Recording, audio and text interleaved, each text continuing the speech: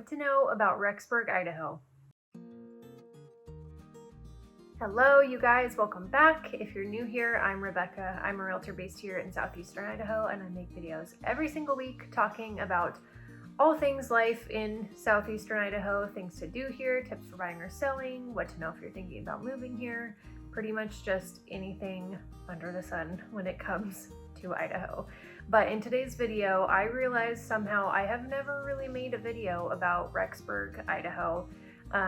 This is another town that I work in. I have sold a few houses around the Rexburg area.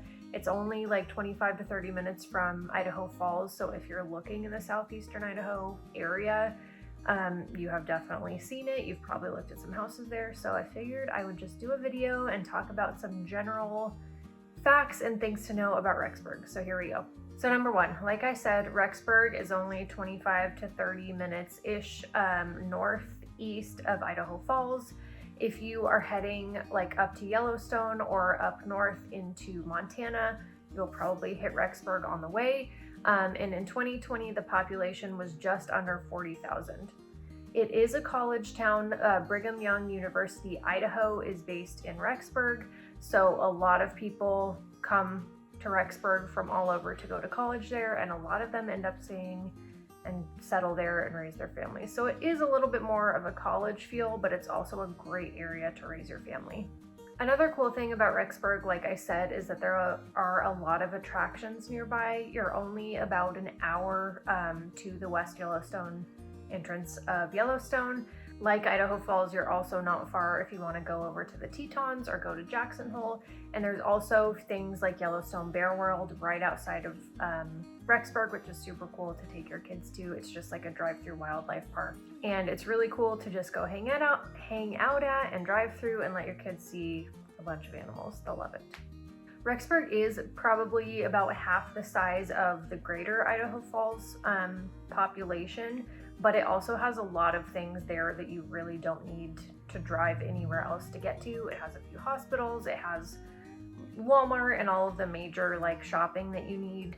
A lot of people will come into Idaho Falls just to go to like Costco or Target or to get gas.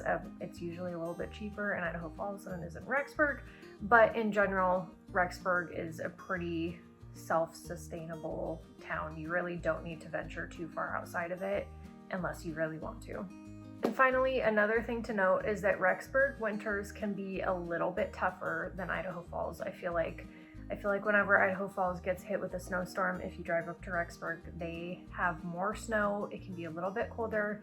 It is a little bit further east and closer to the mountains, so I'm guessing that probably has something to do with it, but just something to keep in mind. If it's snowing in Idaho Falls, it's probably a little bit worse in Rexburg.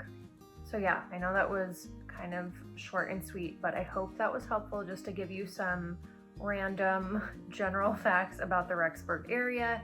If you are thinking about moving there, or if you have any questions about Rexburg, or as always, anything about Idaho, or really anything in general, feel free to drop them below, send me an email. All of my contact information is in the description box below.